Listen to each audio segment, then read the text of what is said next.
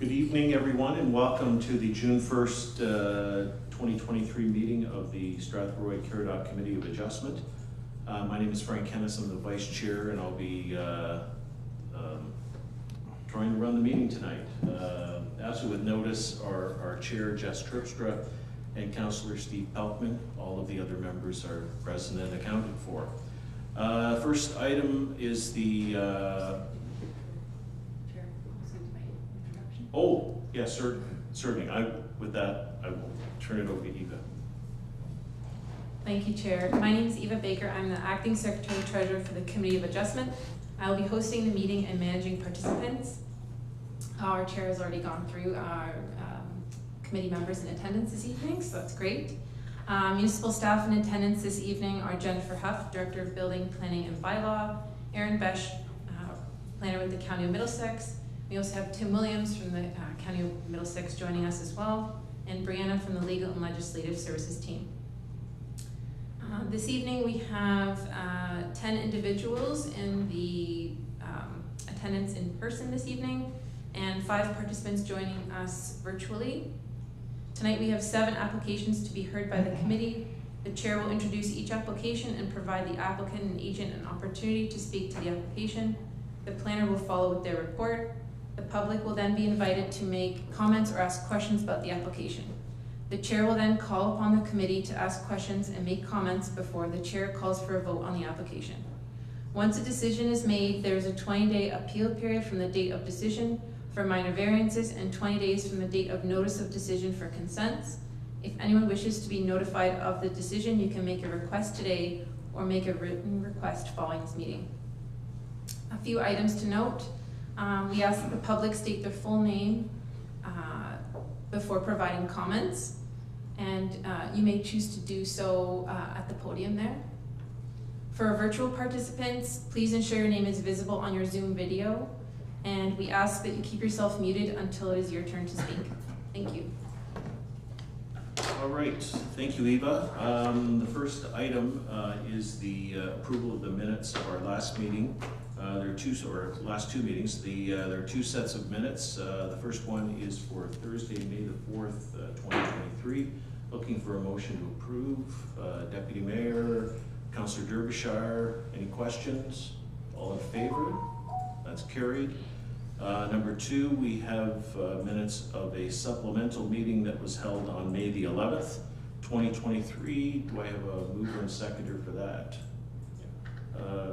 Member Vian, Sure. Member Kumar, any questions?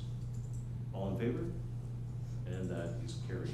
Item number 2 is declaration of pecuniary interest. Any members declaring interest? I do, thank you, Chair. So I have declaring a indirect pecuniary interest on item 3.6, which is consent B1 through B3-2023 in regards to 100 2nd Street. I have an immediate family member who works at a business owned by that applicant, Mr. Chemerly, and I'll give my written notice to our secretary. Thank you. Thank you, Deputy Mayor. Any other declarations? Seeing none, we will move on to item 3, the submissions for consideration. First one is item 3.1, which is a application for minor variance A9 2023 at 288 Dominion Street in Strathroy. The owners of the property are Denton and Tina Hackney, who I believe are with us this evening. Yes, they are. Thank you. Would you like to say anything before I turn it over to our planner? No.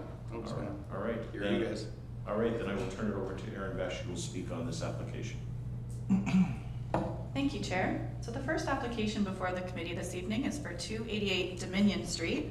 The applicant is looking to permit a cumulative floor area of all accessory structures of 172.5 square meters, whereas a maximum of 141.8 square meters is permitted given the ground floor area of the existing dwelling. They're also looking to permit an accessory building height of 4.88 meters, whereas a maximum of 4.5 meters is permitted in the R1 zone. So the applicant is proposing to construct a 148.7 square meter accessory structure or detached garage in the rear yard of the subject lands. So the property itself is approximately 1,548 square meters in area. It has 23.5 meters of frontage along Dominion. The existing structure does have a driveway onto Dominion Street. I also wanted to mention that this analysis that I did for the 4 tests of minor variance was based on the dwelling as it is being renovated currently. So there is an addition that is under construction on the dwelling itself, and it's the green box on my location map. They are also in the process of converting a portion of the garage from like garage space to livable space. So both of those pieces are added into the sort of 80% rule that we go by for accessory structure size, and so that is what my analysis is based on this evening. The structure that they are proposing would be used for the storage of vehicles, equipment, and a small hobby woodworking area. It would be accessed via the south part of the lot, just an extension from the existing driveway, so no additional access would be required off of Dominion.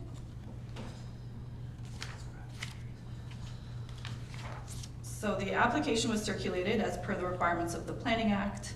The Director of Building and Planning advised of no concerns so long as the stormwater is dealt with on site without negative effects on adjacent properties, and that's to the satisfaction of the municipality, which is our standard condition for accessory structures. So I did analyze the request, the 2 variances against the 4 tests of minor variance.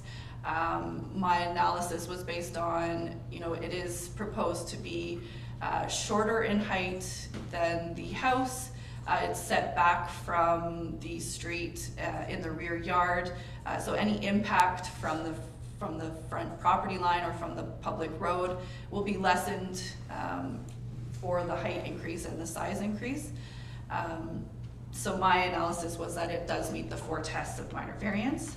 So I am recommending approval this evening with the condition that stormwater be dealt with on site without negative effects on adjacent properties to the satisfaction of the municipality. Thank you. Thank you, Aaron.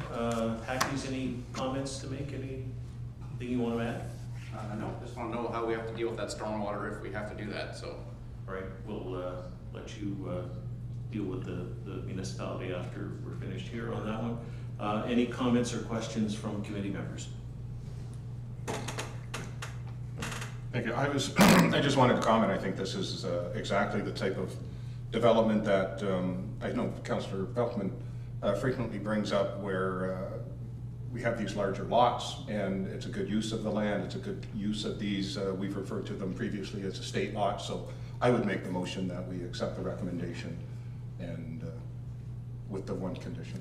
Okay, so Deputy Mayor has made a motion to approve the recommendation for application A9-2023 with the minor variance, and then dealing with the stormwater, any negative effects on adjacent properties to the satisfaction of the municipality. Do I have a seconder? Councillor Derbyshire. Any other questions, comments? All in favor? And that is approved. Eva. From today, the 20-day appeal period will begin. During this time, either the applicant or a prescribed public body can appeal the decision made by the committee by making an application to the Ontario Land Tribunal. If no appeal has been made following the 20 days, the minor variance declaration will be issued. If you have any questions, please reach out to me following the meeting. Okay. Thank you. Next item is item 3.2. Which is a application for minor variance A11-2023 at 7895 Irish Drive. The owners of the property are Christopher and Cynthia Wheeler, and the agent speaking as well here on their behalf, as well as Justine Nigro from Hive Design Company. Are the applicants with us this evening? They're on Zoom. Oh, they're on Zoom. Are they on Zoom? Good evening, Chair and Committee. Okay. I am here. This is Justine Nigro, and I'm the agent on behalf of the owners for this application. All right. Any comments before we have our planner speak on the matter? No, I don't have any comments, but I am available for any questions. All right. Thank you. Aaron, take it away. Thank you, Chair. So the next application before committee this evening is for 7895 Irish Drive. The applicant is looking to permit a cumulative floor area of accessory structures of 143.43 square meters, whereas a total of 89.18 square meters is permitted given the size of the main floor of the existing dwelling. The applicant has a detached garage on the property, and they are requesting or they're looking to build an addition onto that structure that would essentially add an additional garage bay as well as like a hobby area to that existing structure. So the lands themselves are approximately 1 acre in size with about 47 meters of frontage onto Irish Drive. There is an existing 2-story single detached dwelling, a detached 2-car garage, and a garden shed. The lands are privately serviced. So as I'm sure committee is aware, A2 properties under 1 hectare in size are subject to our accessory structure provisions, also known as our 80% rule. So they are permitted to have the cumulative area up to 80%, cumulative accessory area up to 80% of the ground floor area of the home. This particular structure has a ground floor area of approximately 111 square meters and a height of approximately 5 meters. And the garden shed itself is 9.29 square meters in size. So I did want to mention that the height of the garage actually exceeds the permitted height in our zoning bylaw for accessory structures, which is 4.5 meters. But it is a legal non-conforming structure. It was legally constructed prior to this current zoning bylaw. And the proposed addition is actually shorter than what is permitted in the zoning bylaw, so we did not add that as the variance as part of this application. The application was circulated. No comments or concerns were received.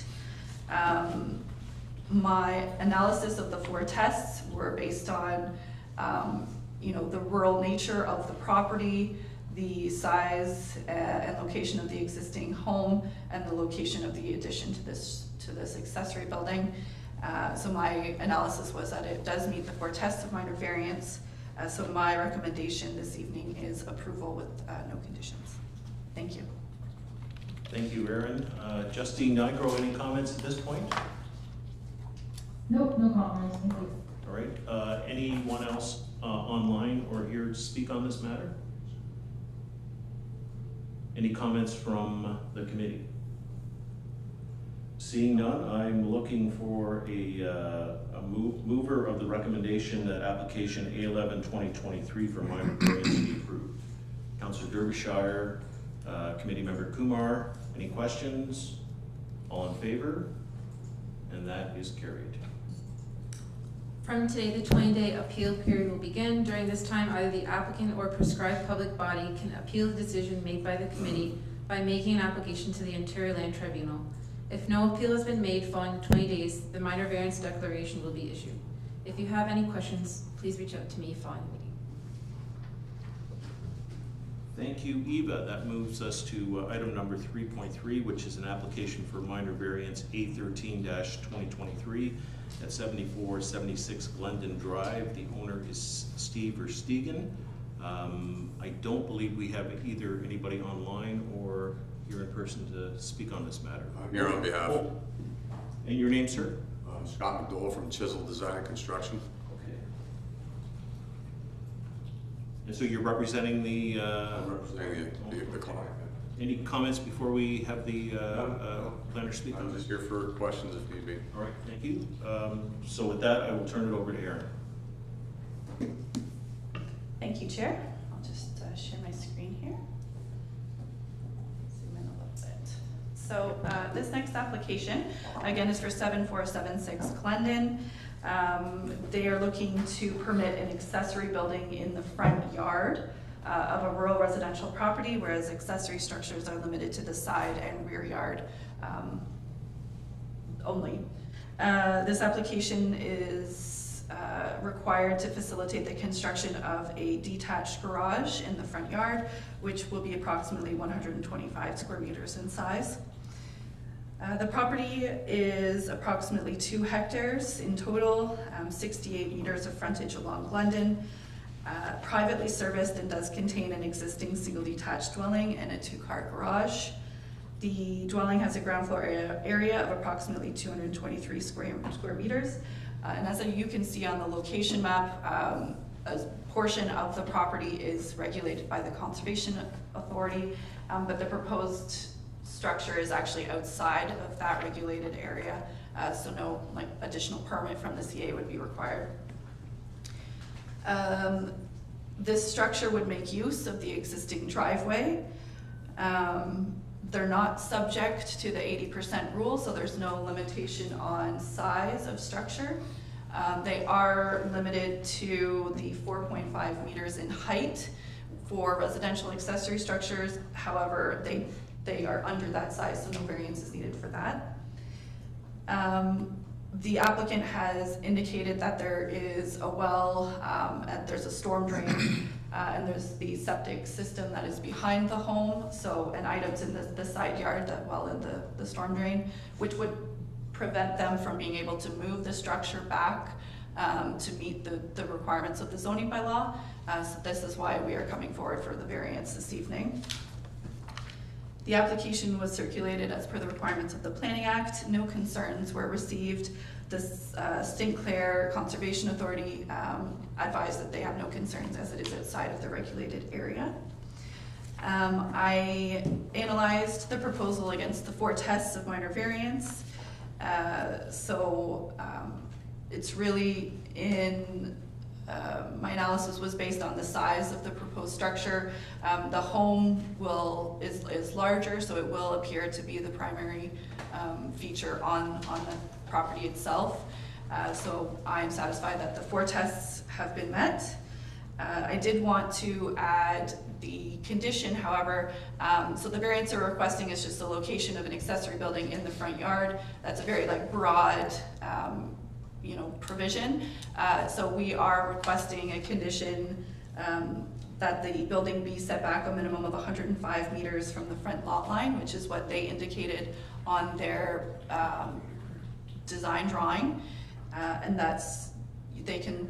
if it's further than that, that's totally fine. If it's located anywhere else, it just can't be closer than that 105 meters. So that is my recommendation this evening. Thank you, Chair. Thank you, Aaron. I don't believe we have anybody here to speak on it, but I'll ask again, are there any comments? Did you wish to speak on it, Steve, or no? No. Scott, sorry, I'm sorry. Committee members. Deputy Mayor. Thank you. So I don't see that 105 meter as part of the, unless I'm on the wrong, as part of the recommended conditions. Is it new? It is in the proposed recommendation. Okay. Is it not on the screen? Yeah, 105 meters, 345 feet. Sorry, I do see it there now. I just hadn't scrolled down far enough. Okay, I have no questions. Thank you. Councillor Derbyshire? I was gonna ask about the 105 meters. Is that just kind of an arbitrary number, or we picked that just because that keeps that as far back as the Conservation Authority thing goes? Is that kind of why we picked that number? Through the chair to Member Derbyshire, it's what they indicated on their plan. It was 345 feet or whatever. So that is the number that I chose. It certainly does ensure that it's outside of the regulated area, but I just went with what they had supplied. Okay.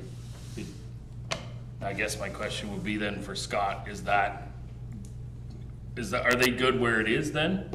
Steve just came in. Oh, Steve? Good day. Are you? Yeah, like where we've laid it out was where it was agreed to be, and that's as per the design in the application as it was filed. So as far as we know, we don't need to move it. Okay. Either way.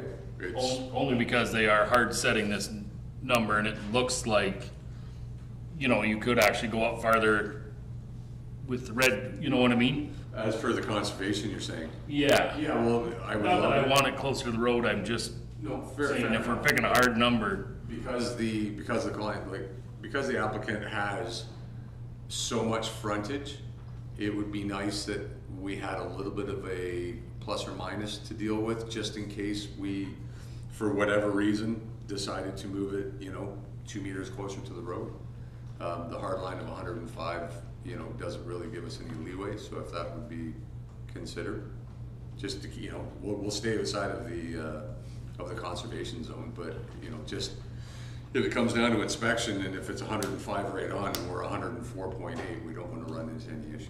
If that's, I guess that's, yeah, that was kind of what I it's was. just the way that it was laid out by our designer. I just didn't realize that it'd be, you know, a hard line notes. Aaron? Through the chair, to Member Derbyshire, I do have their plan that I pulled up, if I can share it. They actually do have 147 feet and 6 inches, so I did give them a little bit of a leeway there. And I think it kind of aligns with that, the driveway that they already have, but certainly, like, that's, you know, that was an arbitrary number that I Okay. kind of selected, yeah. Okay. Yeah, I guess I just didn't, if it's a hard number that's in here saying it's 105 meters, and like you said, if it's 148.3, do we have to come back to here and do this all over again, where we now need a minor variance for, instead of 105, we need to be 148.3? Yeah. Do you know, that, like, that's all I was, and I know you did give them some room already, so I do appreciate that. Jennifer? Yeah, sorry, I would just, to add quickly to that scenario, if we put a number there, no matter what it is a line. So they can certainly move a little bit further back from whatever number we choose. But the But point not is forward. that they don't move forward without a subsequent approval. But we are hoping, based on Aaron already providing some leeway, that that does provide them already some wiggle room relative to the original design. Yeah, that, yeah, Yeah, that's fine. okay, thank you. Deputy Mayor? So following along with what Member Derbyshire has mentioned, as long as they're not inside the CA regulated area, the red hatch mark, would we be better satisfied with that? And then potentially that building could slide back and forth, basically the length of the building, which seems to give them a little bit of leeway. Not that surveyors make mistakes, but it wouldn't be the first time that would put it back in front of us. So with that being said, I'll make a motion that we accept it with the condition that the building is not to be moved forward into the conservationary, just get the right, conservationary authority regulated areas. Is that, can our department measure off of that? I guess it's, before I make that as a motion, can I just ask Yeah. if that is something that is I was gonna ask possible? whether we could do that, so. I guess it's easy to look on a map, but Through the chair to the committee, so my caution is that these regulated areas can change over time. And also, I don't exactly know where that regulated area is, what that measurement is. So I would just be cautious in pinning it to the regulated area. I think a number would be a little cleaner. If we said 100 meters, would that Well, I think, do again, it's giving us more than enough room. it? Yeah. It's just having a straight hard line in case we encroached on it, we didn't want to end up coming back for a minor variance. But what's being proposed sounds very fair. But if we said 100 meters, that would give you More than enough, yeah. More than enough, and And as long as it municipality would satisfies. be okay with that as well. I'm looking for a, yep, okay, And I'll make that motion, Chair. okay. So just go with the recommendations of, excuse me, recommendations of staff, only make it a minimum of 100 meters from the front lot line. All right. Second, Councilor Dubuchard. Any other comments? All in favor? Okay, so that is passed with the provision for a minimum of 100 meters from the front lot line. All right. From today, the 20-day appeal period will begin. During this time, either the applicant or a prescribed public body can appeal the decision made by the committee by making an application to the Ontario Land Tribunal. If no appeal has been made following the 20 days, the minor variance declaration will be issued. If you have any questions, please reach out to me. Okay, we're humming. Application 3.4, an application for minor variance A14-2023 at 24931 Amiens Road. The owners of the property are Carrie and May Hollingsworth. I believe Carrie Hollingsworth is here. Speak on that. And any other folks here on this matter? Carrie, any comments before we have Aaron speak on it? I see a no nod, so Aaron, take it away. Thank you, Chair. So the next application before committee this evening is for 24931 Amiens Road. The applicant is looking to permit a cumulative floor area of all accessory structures of 170 square meters, whereas a total of 100.8 square meters is permitted given the ground floor area of the existing dwelling. The applicant is also requesting to permit a height of 5.8 meters, whereas a height of 4.5 meters is permitted for residential accessory structures. So the applicant is proposing to construct a 111 square meter detached garage in the side yard of their rural residential property. The property itself is approximately half a hectare in size, and it does have a bit of a unique shape in that it is a triangular piece with quite a significant frontage onto Amiens Road. The property contains a single detached dwelling with an attached garage and a garden shed, and the lands are privately serviced. So I did want to mention that there is a municipal drain that transects the property. On the aerial photo, it kind of shows it to be sort of like a C shape, but it was relocated fairly recently. So the requirement for the structure from the drainage superintendent was that it needs to be at least 30 feet from the drain itself, which the applicant can accommodate with the structure in this location. The public notice was circulated with an additional variance on it, but after further review, it was determined that it wasn't necessary, so I did remove it from the request this evening. And the applicant has proposed an additional access. The roads department has reviewed this proposal and does not have a concern with line of sight around the curve or anything like that. There's a line of trees on this aerial photo, but that they have been removed as well. So that does assist with the line of sight as well.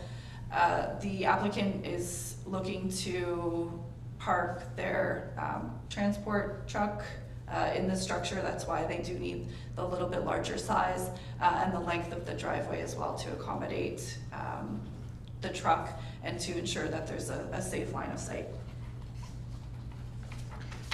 So the application was circulated as per the requirements of the Planning Act. I did not receive any objections or concerns. The Director of Engineering and Public Works advised that there is no concern with the road access or the new access, but a road occupancy permit will be required before construction of that access can occur. And that I did not include that as a condition because that is something that you need to do in order to establish a driveway. So it wasn't necessarily tied to this variance. The 4 tests of minor variance, I looked at the property, you know, it is zoned A2, it is surrounded by sort of an agricultural field to the south. Across the way is McRoberts Fuel, I believe. So it's more of a commercial, sort of light industrial use. This structure would not be out of character for the area. There is also large accessory structures nearby. So my analysis of the 4 tests is that it does meet the 4 tests, so I'm recommending approval. However, I did want to include the condition that the structure itself be a minimum of 20 meters from the front lot line, and that the location provided on the site plan submitted by the applicant is where that it is constructed. And the reason for the 20-meter setback is because that is what is provided in the zoning bylaw, and it is the setback of the existing home, so we didn't want it any closer to the lot line than the existing structure. So that is why we do have that condition. Thank you. Thanks, Erin. Just for interest, the top of that picture is actually Middlesex Center, so a different municipality, and it's actually really almost at the 3 points of Adelaide, Metcalfe, Strathroy-Caradoc, and Middlesex Center. Carrie, any comments you wish to make? No? Anyone else here to speak on this matter? Seeing none. Committee members, any comments? Councillor Derbyshire. Just a question, and I guess I'll go through the chair to, I'm gonna say Aaron, for you could probably answer this. Can they go back any farther, or are they up against the drain? Through the chair to Member Derbyshire, I believe he has about a 5-foot window. I think he's set at 35 right now, but he's only required to be 30. I believe perhaps Carrie can.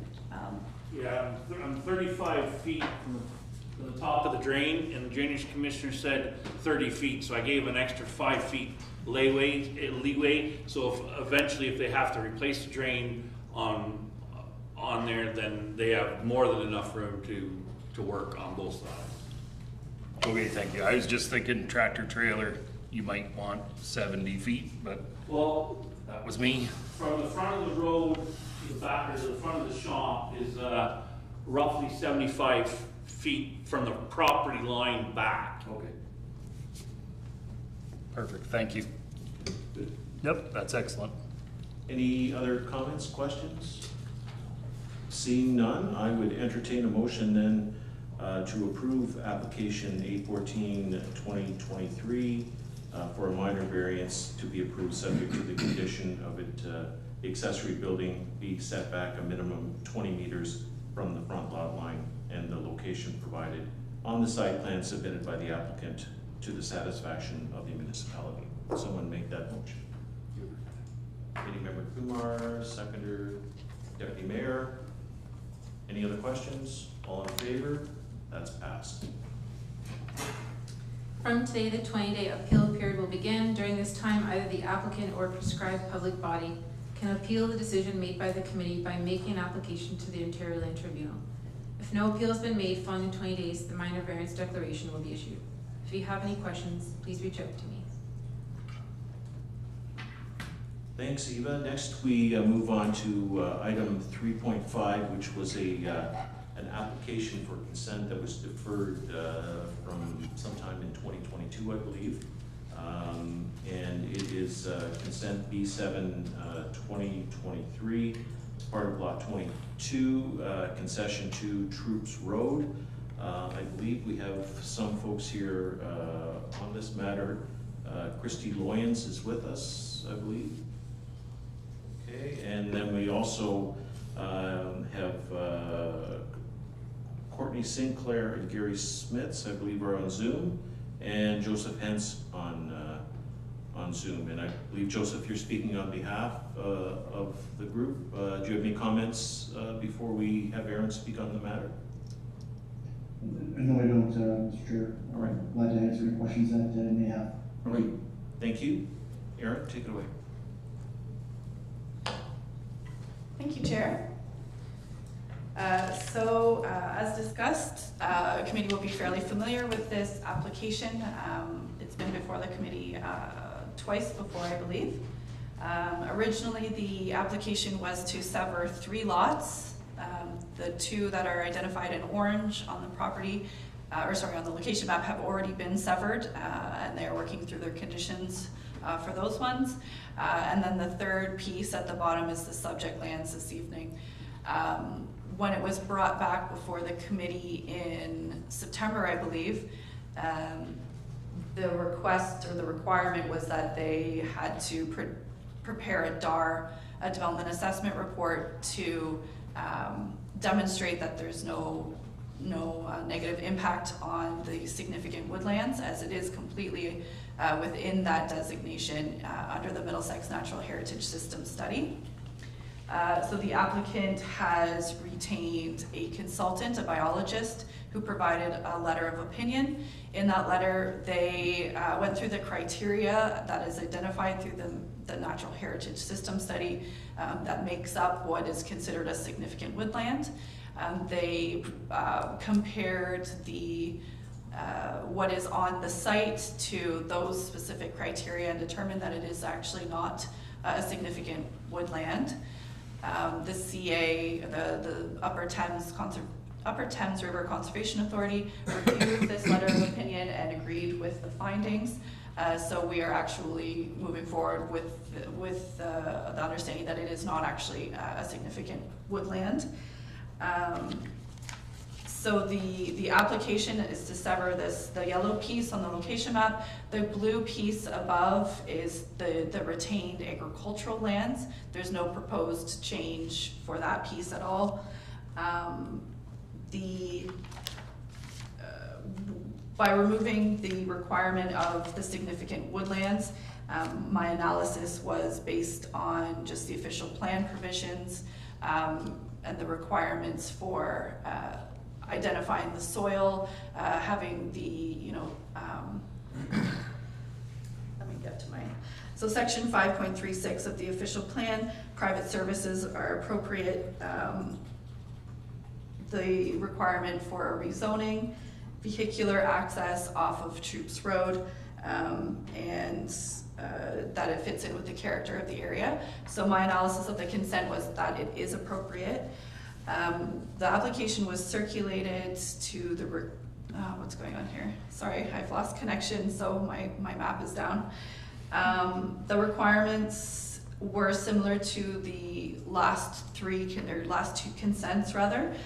So there's the requirement for the road widening dedication along the frontage of Troops Road, and that would meet with the existing lot fabric of 22488, 22510, 22530.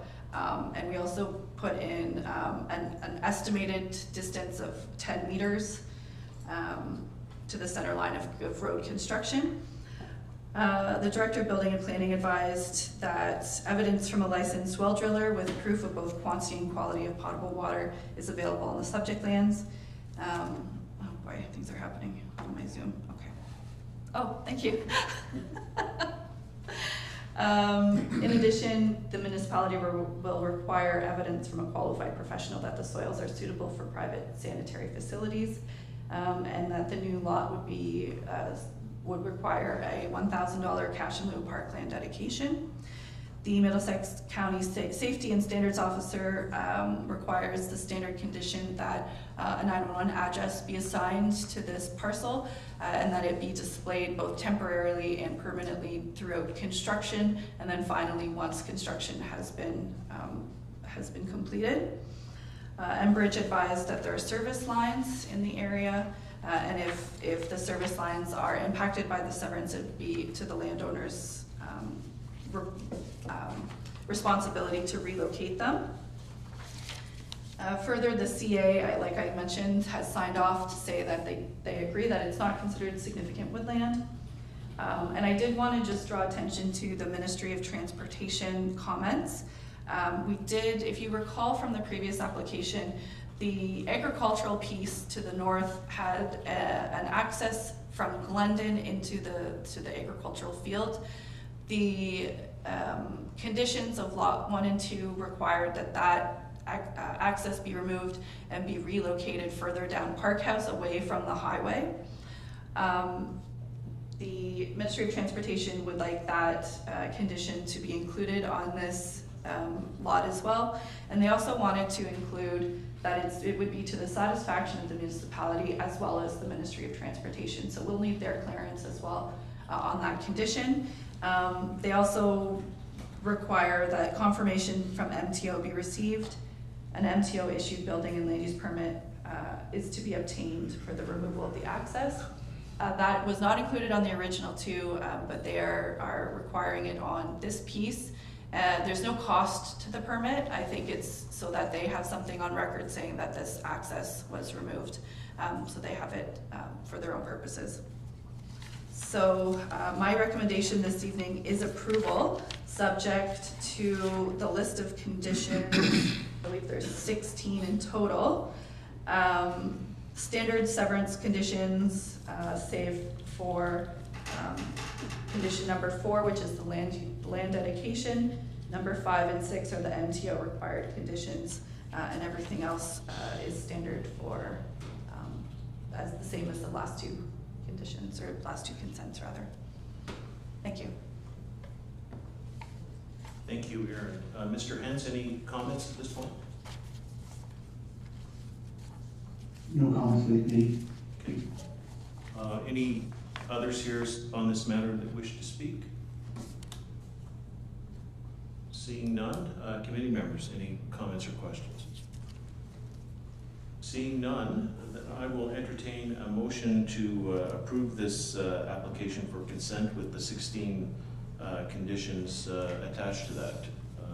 Deputy Mayor? Yes, I'll make that motion with all the conditions. Thank you. Committee by Ann, any other comments or questions? All in favor? And that's passed. Shortly following this meeting, a notice of decision will be issued, at which point the 20-day appeal period will begin. During this time, either the applicant or prescribed public body can appeal the decision made by the committee by making an application to the Ontario Land Tribunal. If no appeal has been made following the 20 days, the consent declaration will be issued. If you have any questions about completing any of the conditions or how to file an appeal, please reach out to staff following this meeting. Thank you, Eva. Next, we move on to item 3.6, which is an application for consent. B1 2023, B2 2023, and B3 2023 at 102nd Street. The owner of the property is Max Kemmerling Dentistry Professional Corporation. I believe we have a number of people here on this matter tonight. Speaking, I believe, on behalf of the applicant is Nick Dijak. I hope I'm pronouncing that correctly. Mr. Dijak, any comments before? Mr. Chair, I just want to notify you that I will take leave as I've declared an indirect. Thank you, Deputy Mayor. Mr. Dijak. Thank you, Mr. Chair. No comments at this time. If I may, I'll reserve any comments after the presentation. This is it'll be on. All right, thank you. And I believe we have Tim Williams here live and in person to speak on this matter. Thank you, Chair and members of the committee. Yes, I'm Tim Williams, the Senior Planner with the county, and I'm here to speak on this item as the author of the report that's before you this evening. And I was involved in, and the reason why I'm involved in this one is I was involved in a previous rezoning application that went before council.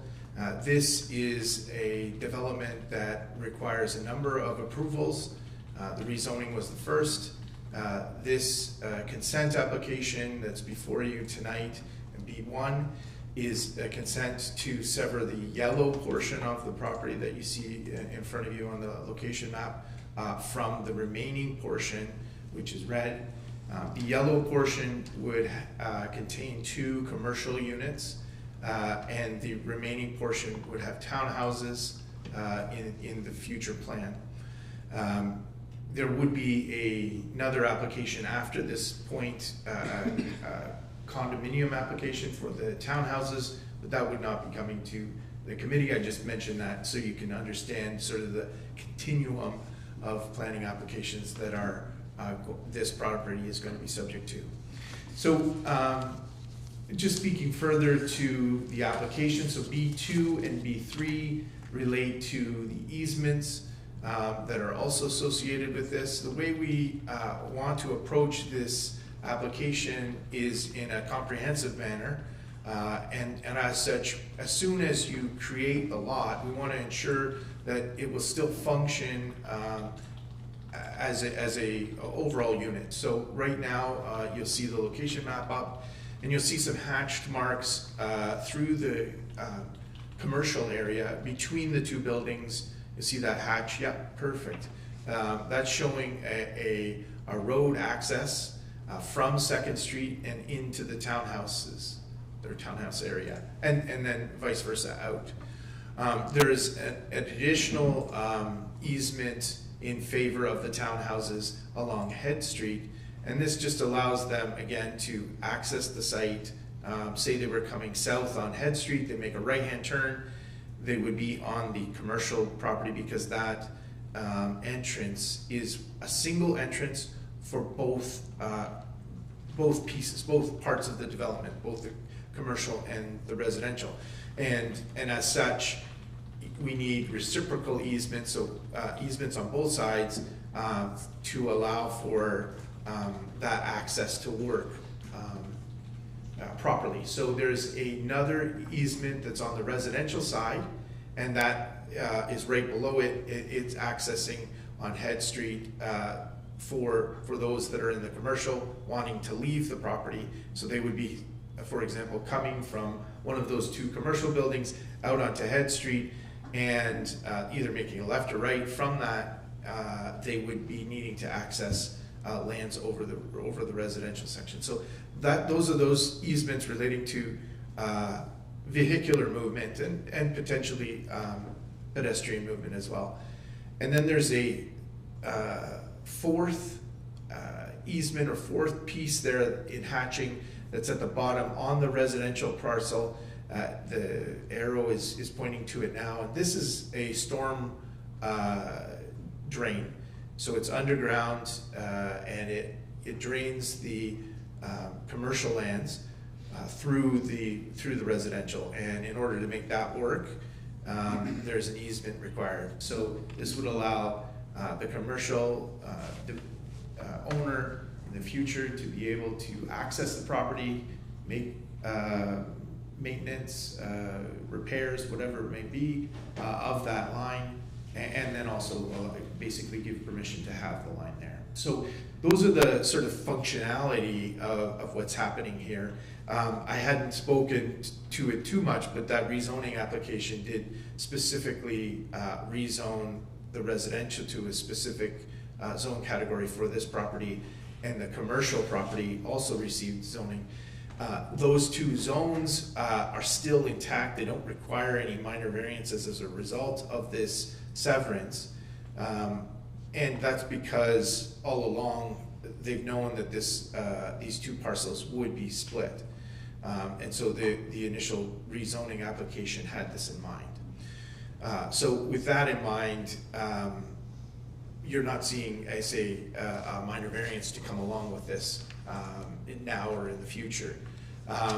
The sort of last piece, I guess I will say, is that the report goes into a lot of detail on policy and the like.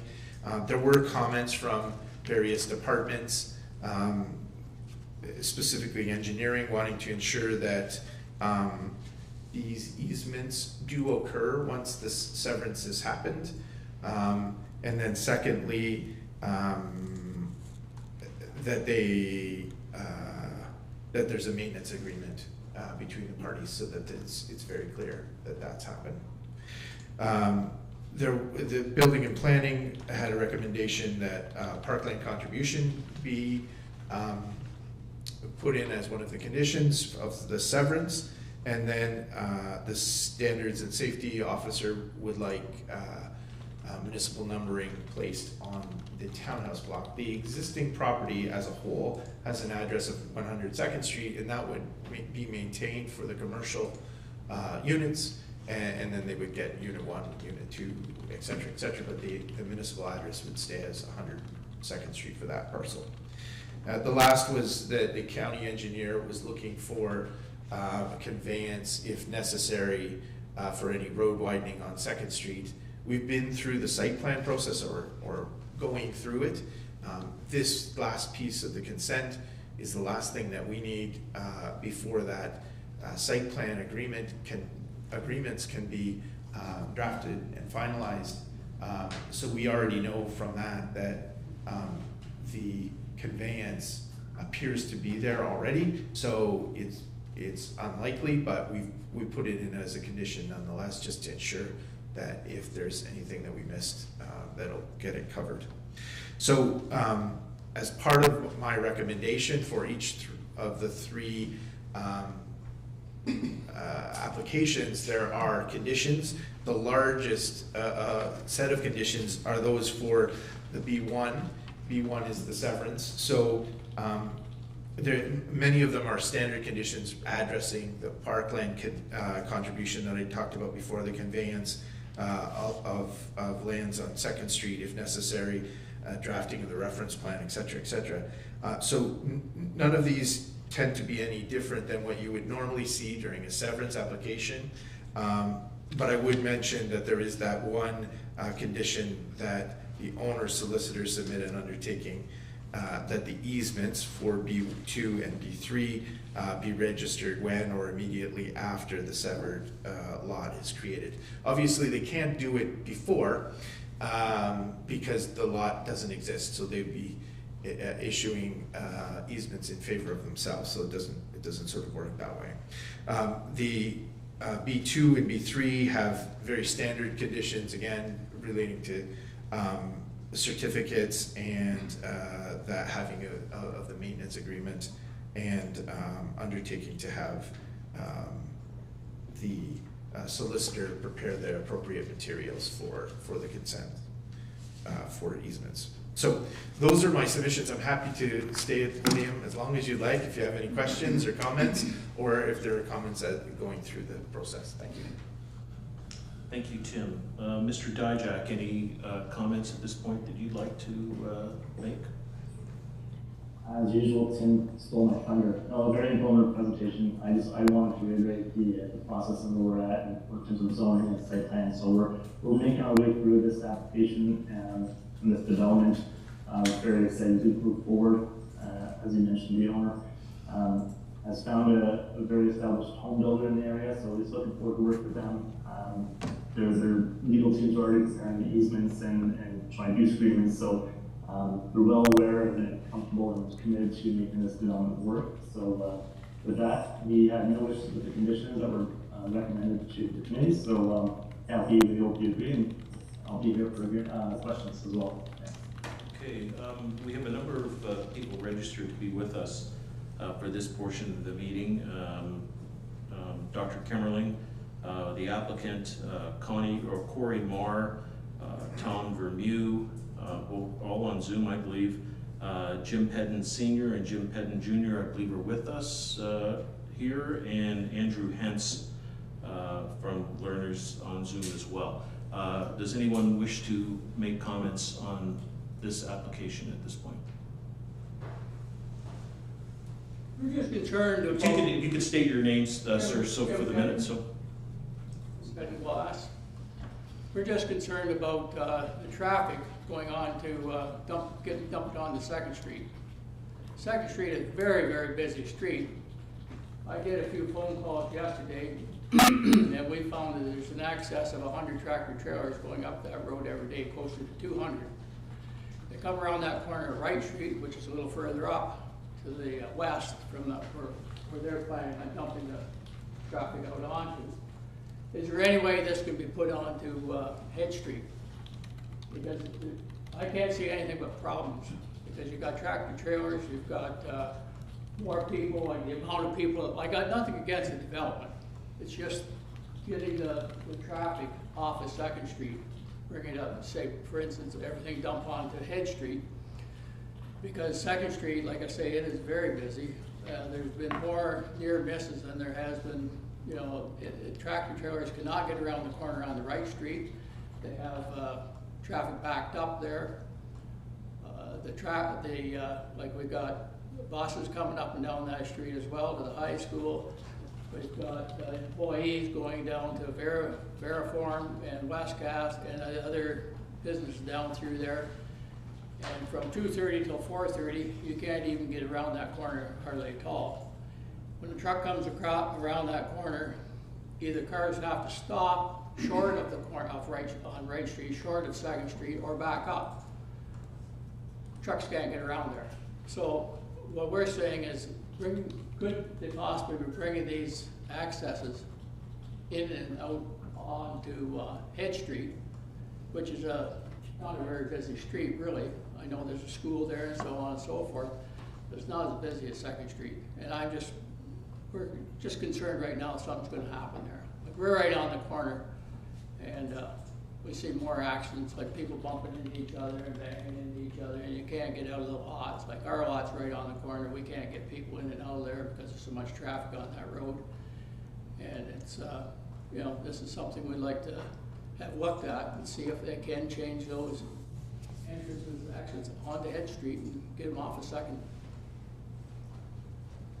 Thanks for your comment. I That's think our we concern as a council, I think are always concerned about 2nd Street and the volume of traffic moving down 2nd Street, and it seems to be increasing as the road develops. And so I know that we're going to have to work at improving that area to handle the traffic and perhaps have other ways of moving traffic in and out of that particular area as well. But I'll let Tim Williams speak on that as well, and Jennifer Huff if you have comments as well. Certainly this is an item that's on our radar for this site and for Head Street and 2nd Street. 2nd Street is a county road, and so they are keeping track of the traffic on that road specifically. Head Street is a local road. So there's two things. One is that the county is looking at intersection improvements over time. This one at Head Street and 2nd is on that list. And once it meets that target number, this would receive a traffic light improvement. I always say the wrong thing. I say street light, and then people think I'm talking about street lights over sidewalks, but traffic lights. But also during the site plan process for this development, we looked at improvements for Head Street to make the left-hand turn lane improved and alike, so that that access on Head Street would be the preferred access for most of those people coming and going from the site. We have another part of this puzzle, I'll say, is that to have this many people in a townhouse development as well as the commercial, we have to be cognizant of the fact that if there was some incident that occurred at a single access, and that was the only way to get into this parcel, this property, that we may have some EMS problems in the long run. So we need a second access option. You know, I can't speak to the original applications that were coming forward, and they did look at having an access from the residential onto 2nd Street as well, and that was removed as a result of concerns such as yours about having too many access points on 2nd Street. So the county engineer asked for it to be reserved to the single access. We have to keep in mind that as much as there is these easements that we're putting in place here, if we were to remove that second access, it does run into some concerns over EMS. So those are kind of multiple points: traffic light, improvements along Head Street, and the EMS access. I don't know. I think we do hear your concern, Mr. Pedden, and I don't think we have a solution tonight, but it's in all of our heads, and so we appreciate you making the comments on it. Anyone else have comments they wish to make on this application? Hearing none. Committee members, any comments? Okay, well then we'll entertain motions to approve the 3 consent items. They have to be done separate motions, so first one is B1 2023, which is the consent to do the severance of the 2 major pieces. Would someone be willing to make that motion? I'll make a motion for approval. Thank you, Mr. Bayen. Seconder, Councillor Derbyshire. Any other comments on this one? All in favor? Okay, that's passed. Next, we move on to B2 2023, which is one of the easements related to this consent application. So we're asking for a motion to approve that as well. Committee member Kumar, seconder, committee member Bayen. Any questions on this one? Is this the easement off of Head Street? This is the one. Is this the one? This the easement off Head Street? Yes. Or? Yes. So can we make that the construction entrance?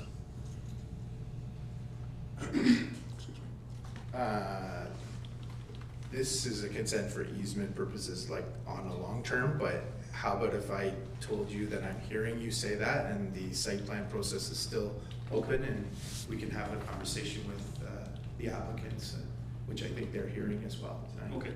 Okay. And I'll approve, yep. So we have our mover and seconder. All in favor? Okay, that's carried.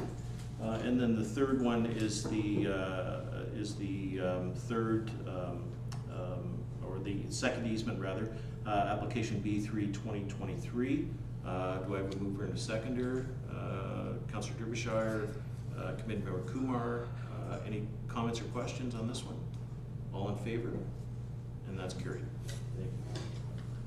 Shortly following this meeting, a notice of decision will be issued, at which point the 20-day appeal period will begin. During this time, either the applicant or a prescribed public body can appeal a decision made by the committee by making an application to the Interior Land Tribunal. If no appeal has been made following 20 days, the consent declaration will be issued. If you have any questions about completing any of the conditions or how to file an appeal, please reach out to staff following me.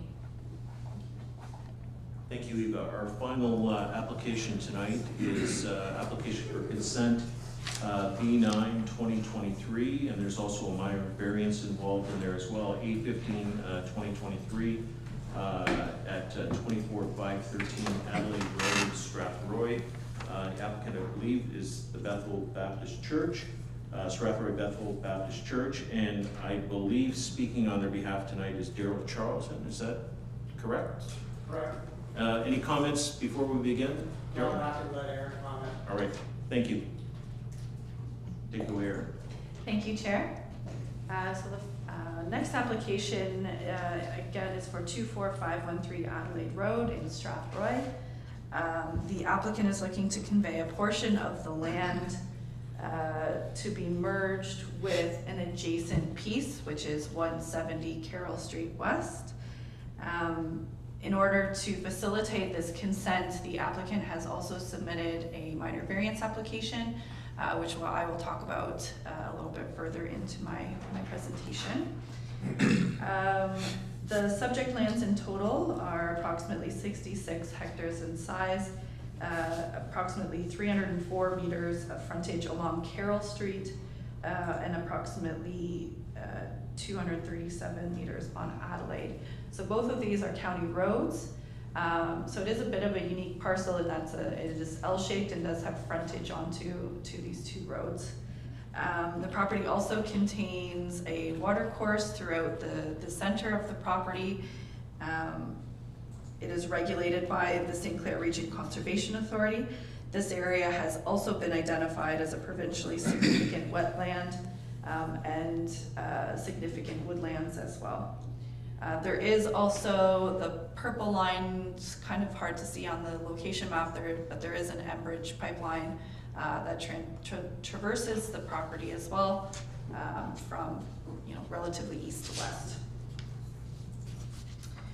The lands proposed to be conveyed are approximately 28.32 hectares in size, or 70 acres.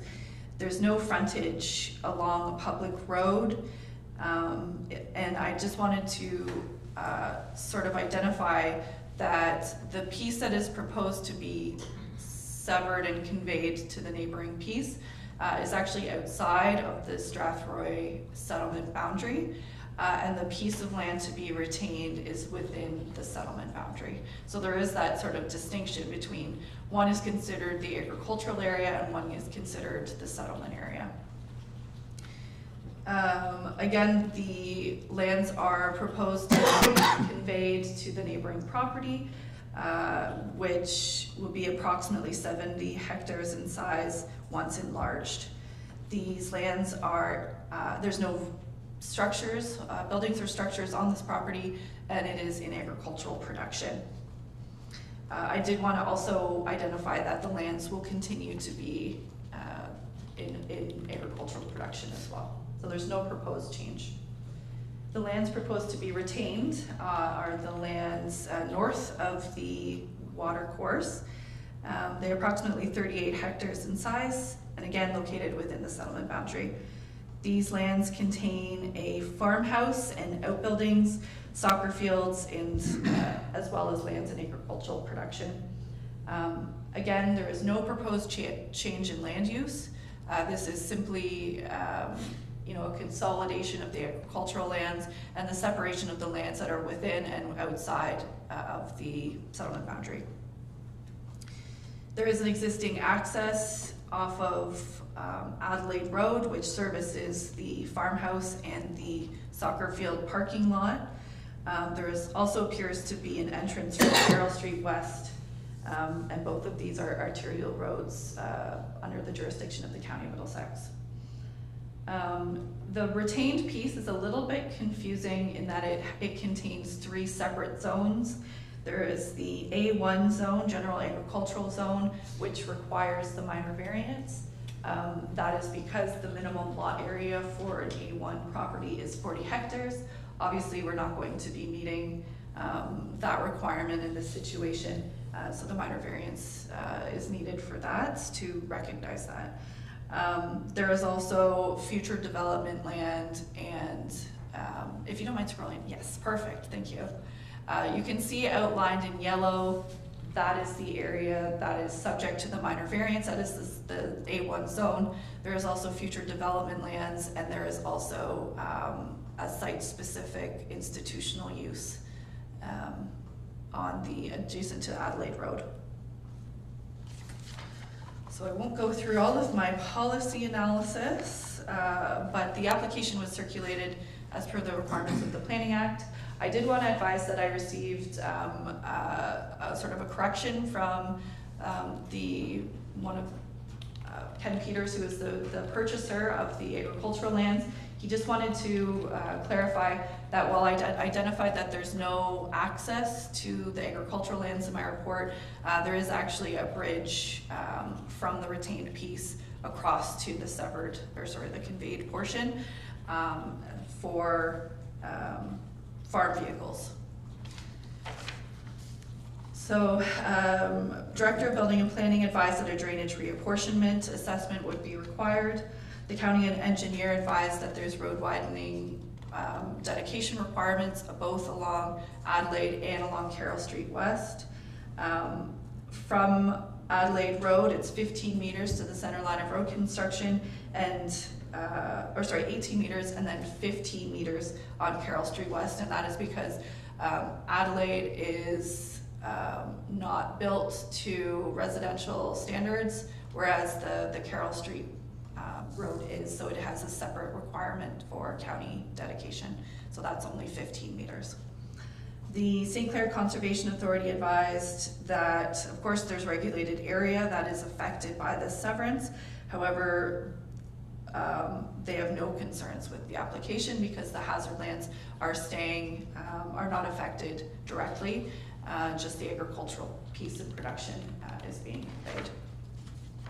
Enbridge also advised that there are pipelines in this area, and that if they're affected by, well, of course, they're very aware that there's pipelines in the area, but I think they were speaking more to direct gas service along Adelaide or Carroll, so that if that's affected by the consent, it'd be at the landowner's requirement to relocate them. However, in this situation, that's not going to happen because, of course, the conveyed piece does not have frontage on the roads. So my analysis was basically related to the fact that, you know, it is the consolidation of agricultural land and the separation of the within settlement and outside settlement pieces. So I am supportive of the consent for those reasons. My analysis under the minor variance was similar. I did want to speak to, you know, typically why we have,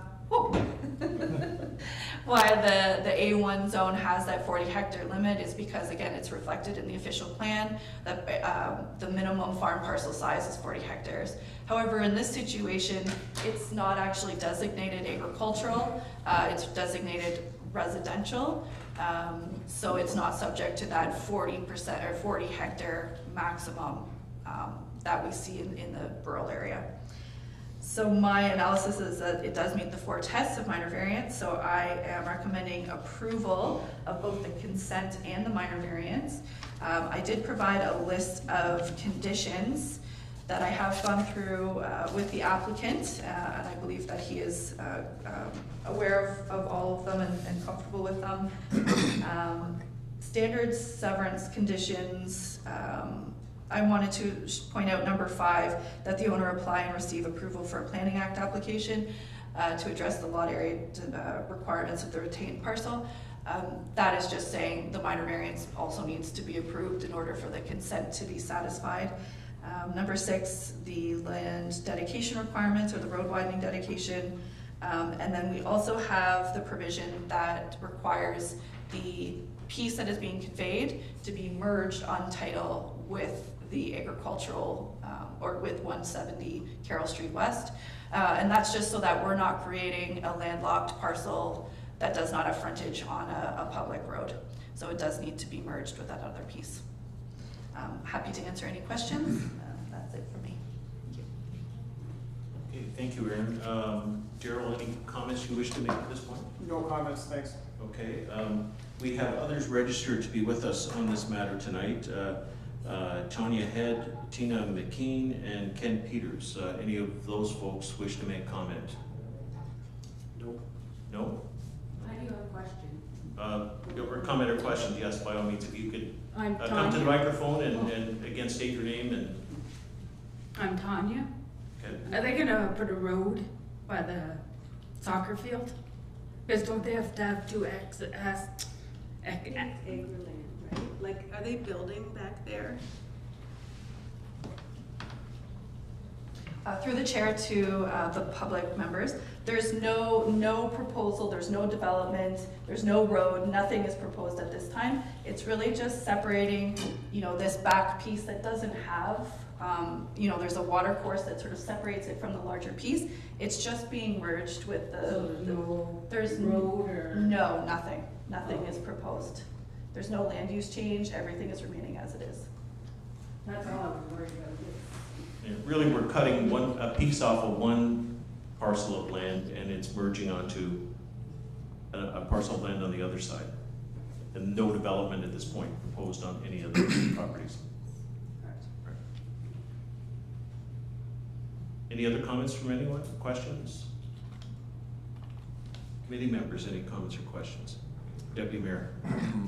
Thank you, Chair. So I was able to get on this property. I was invited by Daryl Charlton. We took a drive along this property. Very unique property. I'd never been back in this area before.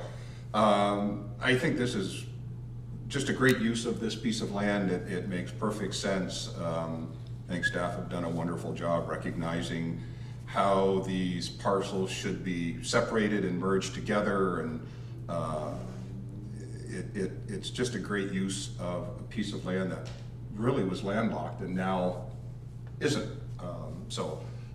That being said, I will make the application on the consent if you would like, Chair. We'll do that. We'll do the minor variance first, but first I'll check to see whether anybody else has any comments they want to make. No? Okay, then I will You want the minor variance first? Yeah, it's, Sure. the way it's in order here, we'll do it the minor, so it's minor variance A15-2023 be approved. I'll make that motion, thank you. Okay, thank you, Deputy Mayor. Committee Member Kumar will second that. Any comments or questions? All in favor? And that is carried. So second is an application, is a recommendation to approve the consent application B9-2023 be approved with 10 conditions. Someone make that motion. Deputy Mayor, Committee Member Vian, any questions or comments on this one? All in favor? And that is carried. Thank you. Shortly following this meeting, a notice of decision will be issued, at which point the 20-day period will begin. During this time, either the applicant or prescribed public body can appeal the decision made by the committee by making an application to the Ontario Land Tribunal. If no appeal has been made following the 20 days, the consent and minor variance declarations will be issued. If you have any questions, please reach out to staff following the meeting. All right, thank you, Eva. So that brings us to section 4, which is unfinished business. 4.1 is the Committee of Adjustment refund policy. Jennifer, I assume you're going to speak on that one, so I will turn it over to you.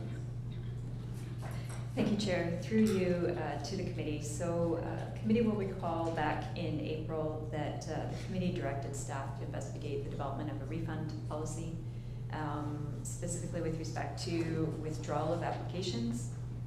And so what we have done is a little bit of legwork, did some investigation, and came back with a draft policy attached for your review, for your input and feedback. And so I would just note that the policy that has been drafted is in relation to requests to withdraw applications only. And so that any applications that are requesting a refund because that they've been denied or because they want a fee waiver would still come before a committee for a decision. We've also included the policy that the Secretary Treasurer would come forward with an annual report on the number of refunds provided to the committee, just as information.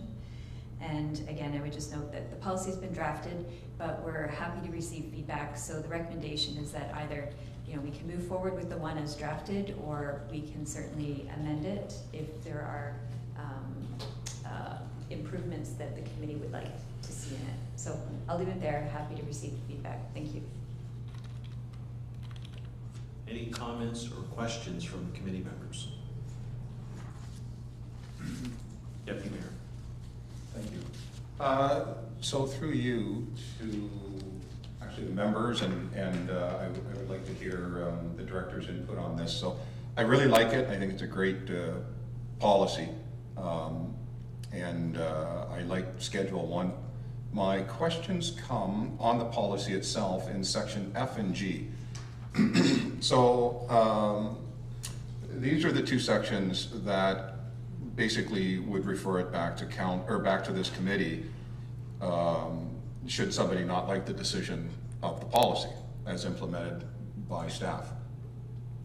And in both cases, it makes it incumbent upon the Secretary Treasurer to provide a recommendation to the committee. And we frequently get recommendations. In fact, we always get recommendations, but in a matter where it's being appealed, essentially being appealed to this committee, is it proper for us to receive a recommendation as opposed to simply receiving a report, which I know would be complete and provide insight on legislation or hazards that perhaps we want to stay away from, but essentially we are being asked to adjudicate an appeal of a policy.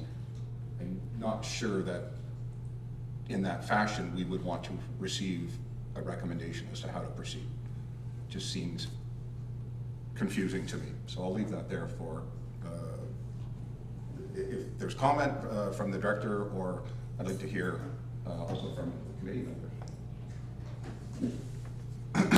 Thank you, through the chair, to Member McGuire. So, Jeez. No, my chair. Don't like these chairs.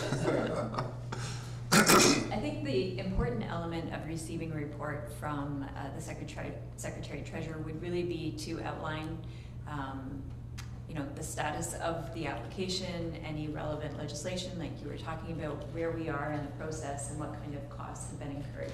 That's the information I think that really the committee members will want to have in order for them to make a decision. So if they wish an information report without a recommendation, I think that is something we could certainly amend the policy to indicate. And just so long as we're able to provide that background information on which for you to make a decision, I think that would be fine. So thank you very much, because I would very much expect that in a staff report to provide all of that detail, legislation. I mean, that's exactly what a report should be to us. It's my problem is really when somebody says, therefore I recommend, particularly when we're sitting as an appeal decision maker. It's almost like telling a judge how he should react. Well, I expect some lawyers probably do tell judges how they should react. Usually doesn't go over too good. But yeah, I'm fine either way. Although I do know that, as counselors, we get lots of reports with recommendations regularly, right? So again, I guess it's up to us then to make the decision whether we accept the recommendation or reject the recommendation, right? But again, I'm good either way. So, and I don't want to belate this, but I don't like being put in the position of going against staff, and sometimes the recommendations puts us in those positions. I really want staff, give me all of the information, and particularly in this type of instance where it is an appeal. So staff have already made their decision, properly done, pursuant to the policy, if we agree to it. Now it's coming over to us because somebody doesn't like the application of the policy. I don't want to go head to head with staff on it. I don't want to put them in the position, and I don't want to be put in that position, really. I do agree with Deputy Mayor McGuire. I think it looks like the decision's made.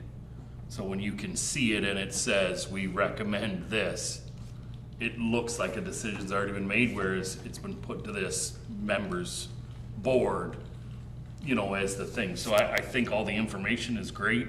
Lay it out as exactly what you need us to know, and we should make the decision, because you will, they can see, everybody can see that the recommendation is blah, blah, blah. Whereas if we just leave that part out, that way we're not, it doesn't look like it's a predetermined thing and we're just kind of rubber stamping stuff, just so, you know what I mean? And that doesn't put anybody in any position, right?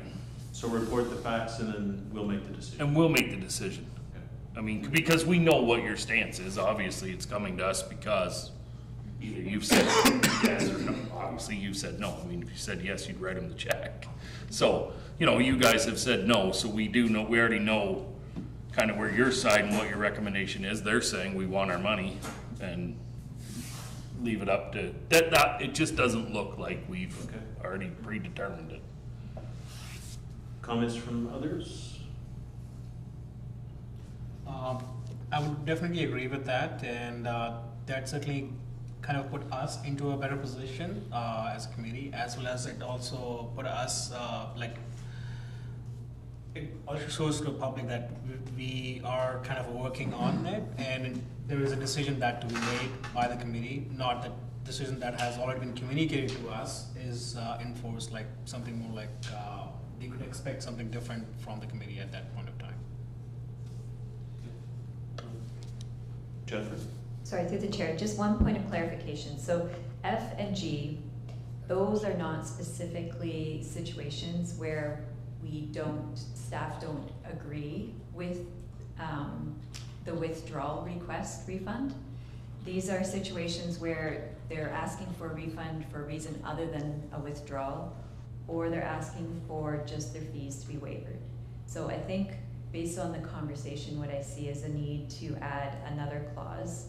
And so then all 3 clauses would cover off the scenario of when a report would come back, including the situation where they just don't agree with the policy in place. So I would add that policy and be specify that under all those 3 scenarios, just an information report without a recommendation would be forwarded to committee for a decision. Is that okay? I would agree with that, Chair. So should we approve something, or should we say we've sent it back for some adjustments and then to bring it back next month to get it approved? I think, Chair, one of the options was to just direct staff to amend it as per the discussion, and then I'll revise it and bring it back for approval next committee meeting. Okay, all right. So do we need to pass anything, or pass a? Yes, just a motion perhaps that committee directs staff to amend the policy as you've recommended. Okay, all right. Councilor Bouchard, Deputy Mayor, all in favor? All right, that's. Do you have any requests coming back within the next month? All right. Camera, agenda back up. Okay, so 4.2 is a review of the proposed new draft on the provincial planning statement, which has changed this week. But I will let Jennifer Huff speak on this report. Thank you, Chair. So I think maybe at last meeting, I noted that there was some big provincial changes being proposed that are impacting land use planning in Ontario. And so what I've done is I've provided a very similar report to one that's provided to Council on summarizing those changes. I've also attached a presentation summarizing all of the changes that was provided by the county. So rather than going over all of them, what I would just note is, so the biggest change is the one that would directly affect the Committee of Adjustments, which was when the province was contemplating permitting up to 3 lots of 3 lots by way of a severance on all agricultural parcels. So that was a very significant change, but recently, the last couple of days, it seems like Minister Clark is pulling back from that direction. Again, he has extended the comment period on these policies. I think it's now until August, and so we don't know where those policies are actually going to land, but staff will continue to update the committee as we find out what those policies will actually be like.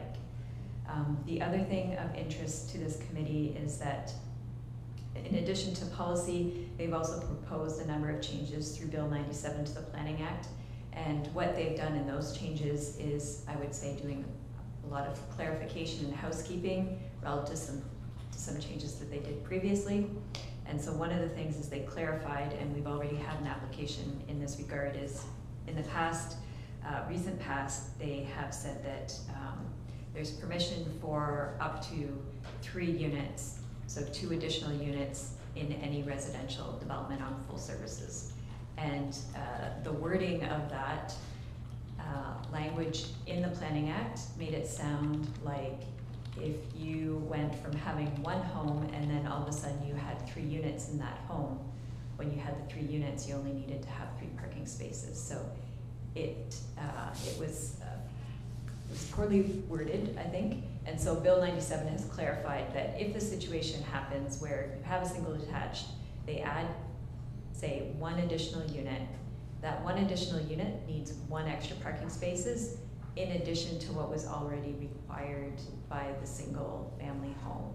And so I think that has relieved a lot of our concern about the potential impact on parking situations related to these new additional residential units. So that is one aspect of the changes that we are very grateful for getting that.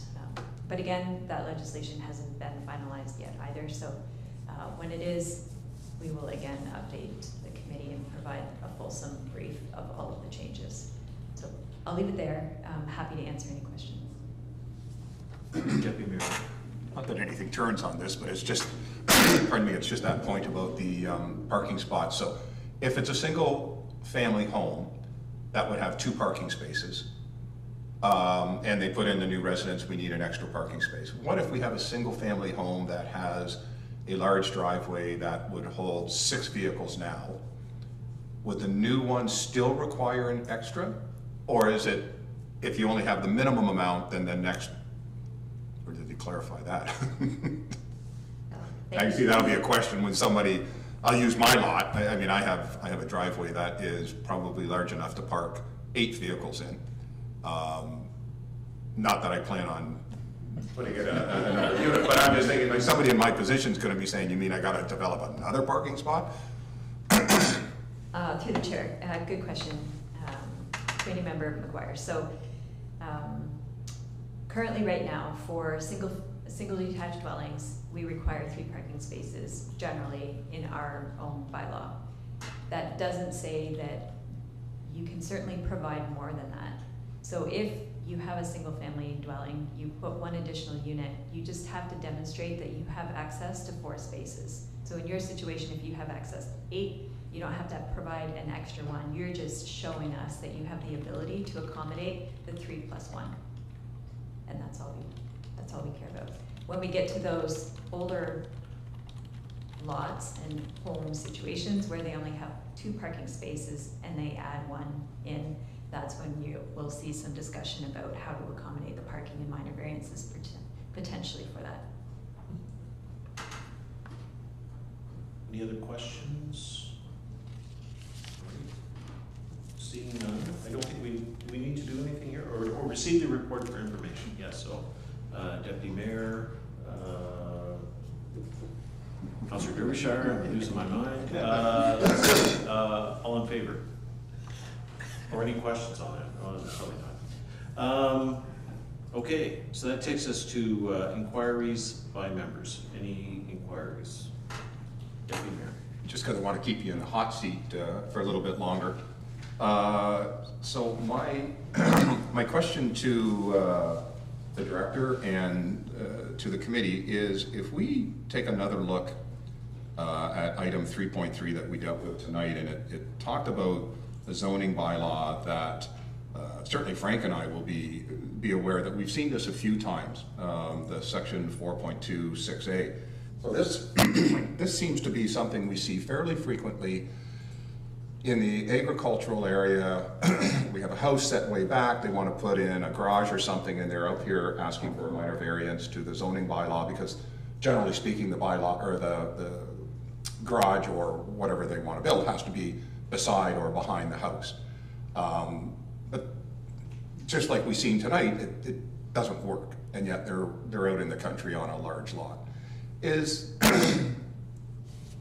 I'm not sure if it'll work, so the director will have to answer whether or not we could put an administrative policy in place that would allow these type of things to happen without forcing people to come to a minor variance, because they rarely receive a lot of discussion. At least I don't think they do, but maybe they do in your mind. And then does that help the committee? So can it happen? Can it happen legislatively? Does the director think there's value to that? And does the committee member think it's value? Because I do see it fairly frequently, and it seems to just be an encumbrance that I'm not sure we need. I expected something we'll continue to see more often as excess dwellings get severed off farms, and probably going to see more of this type of thing, but I'll let you guys comment. She doesn't like my question. Through the chair to Member McGuire. So I'm thinking actively, very quickly, at the top of my head, and if Aaron wants to jump in anytime, please. And you don't have to answer tonight. I'm not trying to put you on the spot. It's just something that popped up. So you can certainly get back to us at the next meeting, or don't feel the need to be under pressure, please. I appreciate that.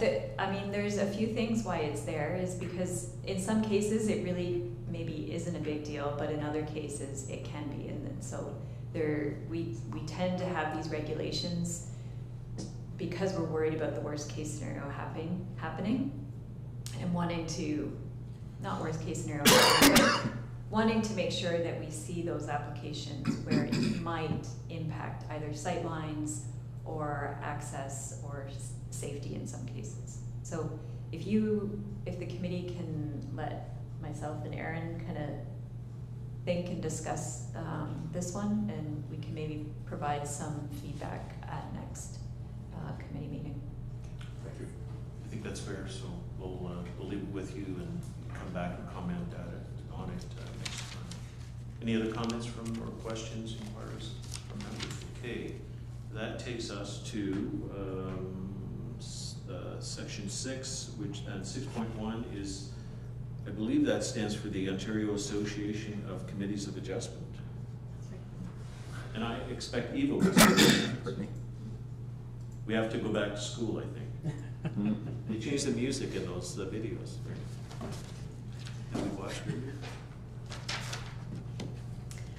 Through the chair, so I'll provide a bit of details on this one.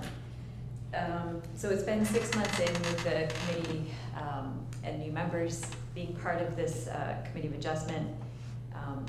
We've had some legislative changes, as well as the training materials that we gave you back in January have been also updated. So we thought now was an opportunity to kind of do a refresher. Now that you've actually been adjudicating applications for 6 months, you kind of see the ins and outs of applications.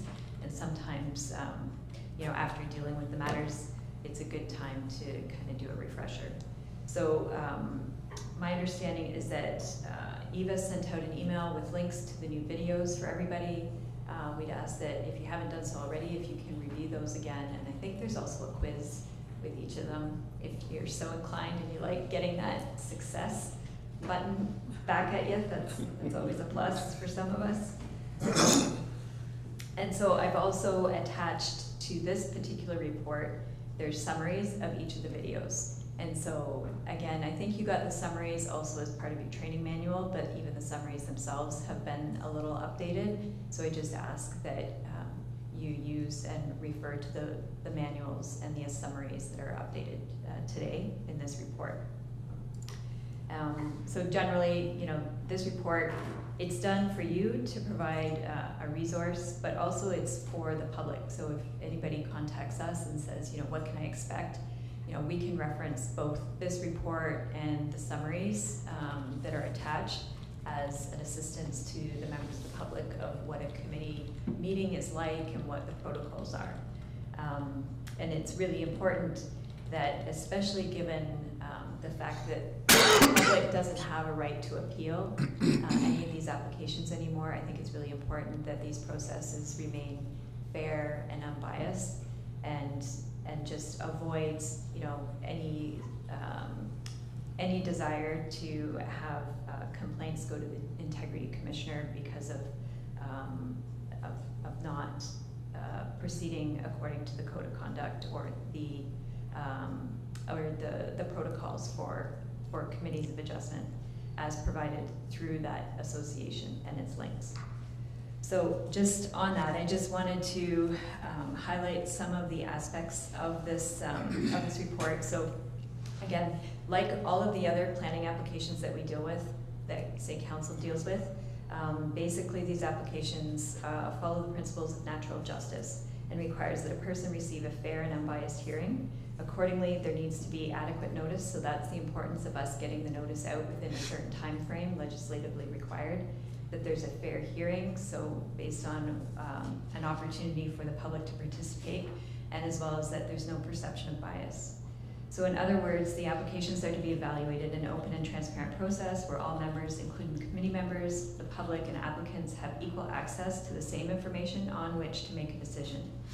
And it's the intent of the Planning Act that decisions are made based on the information that's available during the meeting process. So that's by way of what's posted on the agenda, as well as what's available and brought forward during the public meeting. So that can be written submissions, as well as when the public wants to provide an oral statement here. And so some of the key takeaways from the videos include, but I'm not going to talk about all of them. So the big one in the last little bit is that members of the public no longer have an ability to appeal any minor variance or consent unless they're their own applicant.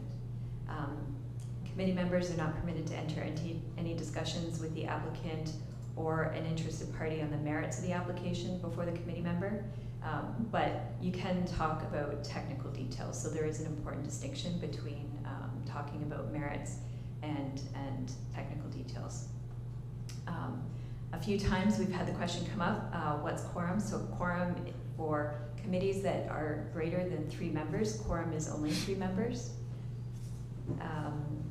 Committee members should provide the Secretary Treasurer with the reason for the decision. So if a planner makes a recommendation and the committee that recommendation always comes with usually a statement that says, you know, it conforms with the official plan, it represents good planning, et cetera, et cetera. So if you make a decision that's different than that, we really need to know and receive a reason for that as part of the decision, and that's important for the appeal process. Committee members are subject to council code of conduct, and that code of conduct was provided to each of you in your training manual.